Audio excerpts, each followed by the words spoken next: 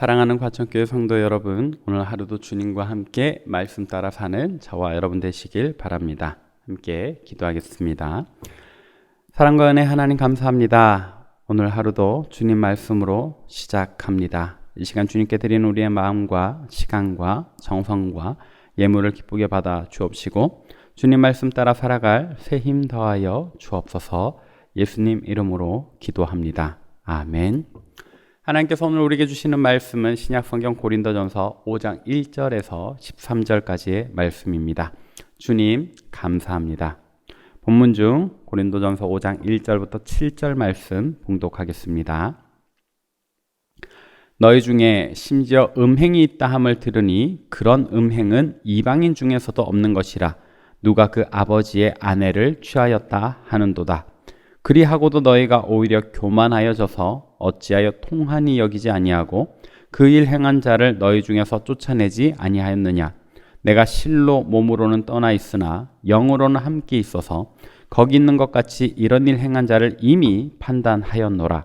주 예수의 이름으로 너희가 내 영과 함께 모여서 우리 주 예수의 능력으로 이런 자를 사탄에게 내주었으니 이는 육신은 멸하고 영은 주 예수의 날에 구원을 받게 하려 함이라. 너희가 자랑하는 것이 옳지 아니하도다. 적은 누룩이 온 덩어리에 퍼지는 것을 알지 못하느냐. 너희는 누룩 없는 자인데 새 덩어리가 되기 위하여 묵은 누룩을 내버리라. 우리의 유월절 양 곧 그리스도께서 희생되셨느니라. 아멘. 오늘 우리가 읽은 고린도전서 5장 1절 고린도 교회 내에 있었던 충격적인 사건을 기록하고 있습니다. 바로 한 성도가 자기 아버지의 아내, 아마 친모는 아니겠지요. 계모일 텐데 그 계모와 동침했다라는 겁니다. 비록 계모라 할지라도 이것은 인륜적으로 도저히 이해할 수 없는 그래서 당시 로마법으로도 금지된 행위였습니다. 유대인들의 입장에서 로마법에 금지되었다는 것은 이방인들조차도 이것은 인륜적이지 않다, 천륜적이지 않다라고 추악한 범죄로 규정하고 있는 것이지요. 그런데 그런 사건이 교회 내에서 벌어졌습니다.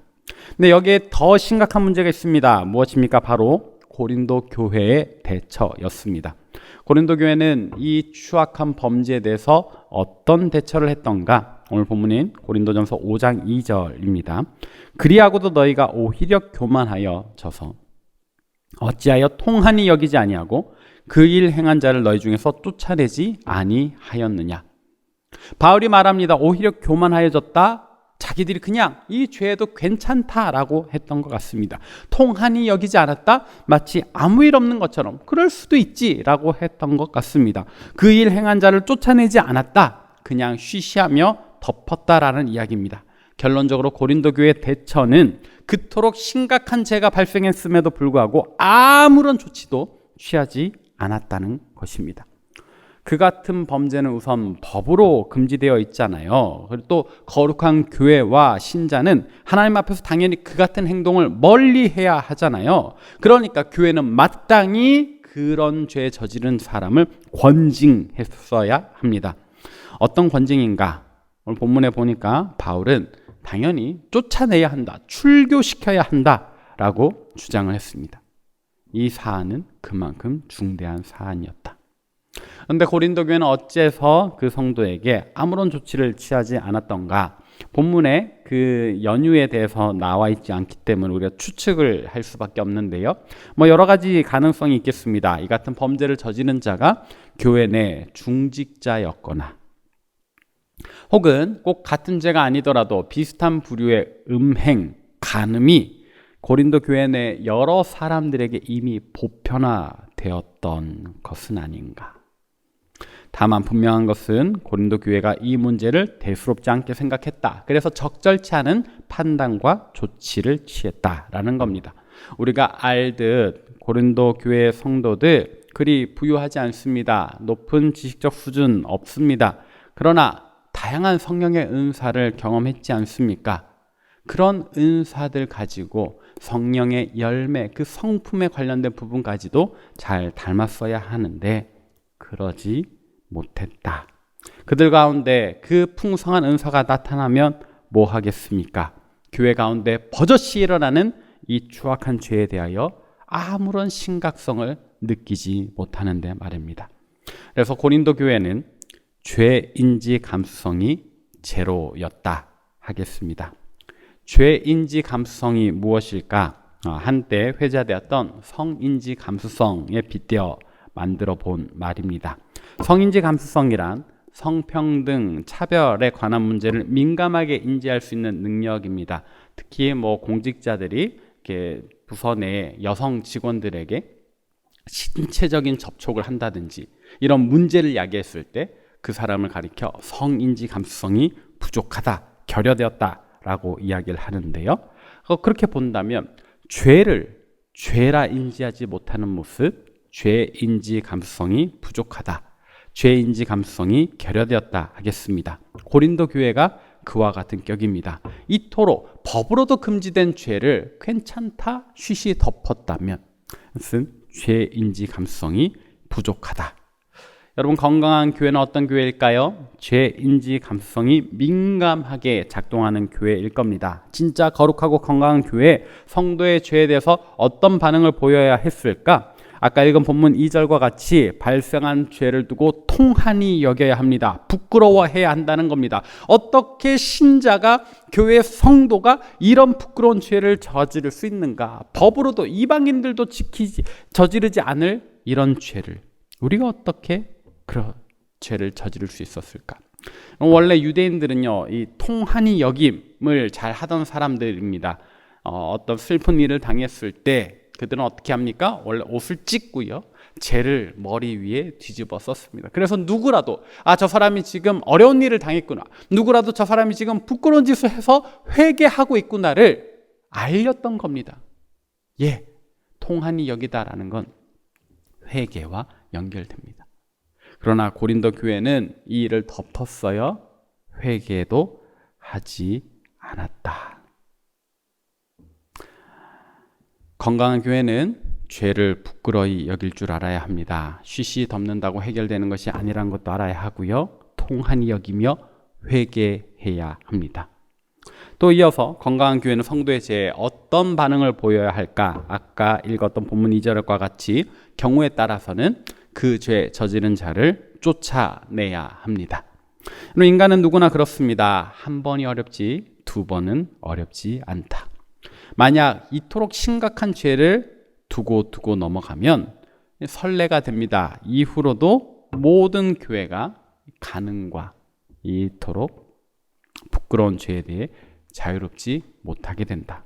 또 그런 죄가 쌓이기 시작하면 결국 공동체 전체의 도덕성이 무너집니다.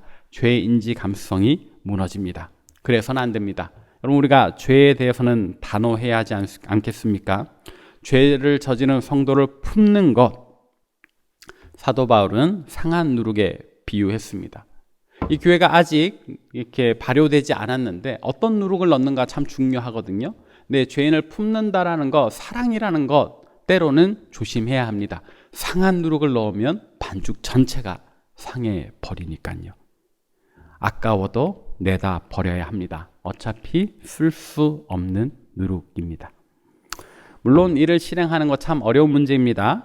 교인으로서 죄를 저지른다면 다 쫓아내야 하는가? 죄 없는 사람이 어디 있는가? 서로가 다 연약한 죄인인데 어떤 죄는 용서하고 어떤 죄를 쫓아내야 할까? 어렵습니다.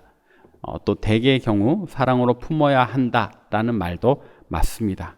그러나 고린도 교회처럼 그냥 괜찮다는 것은 안 됩니다.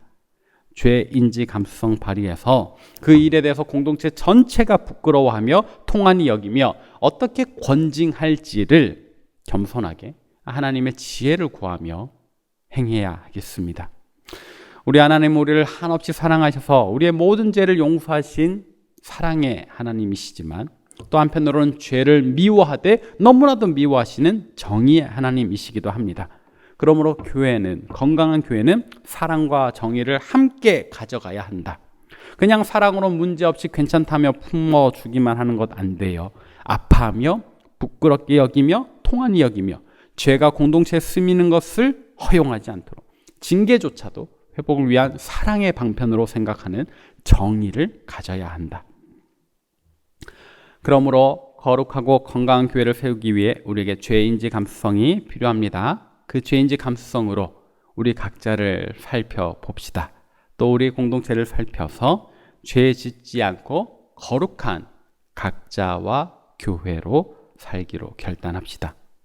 어떤 죄가 발생되지 않도록 미리 주의하는 것이 중요하겠고요. 어떤 죄가 발생했을 때 하나님 주시는 지혜로 때론 용서하고 보듬으나 또 때로는 아프지만 결단하고 끊어내는, 그래서 하나님 기뻐하시고 사랑하시는 건강한 교회 세워나가기를 소망합니다. 우리 각자가, 우리 개개인이 그런 교회로 서기를 바라고 또 우리 한국교회가 그런 교회로 서기를 소망합니다. 함께 기도하겠습니다.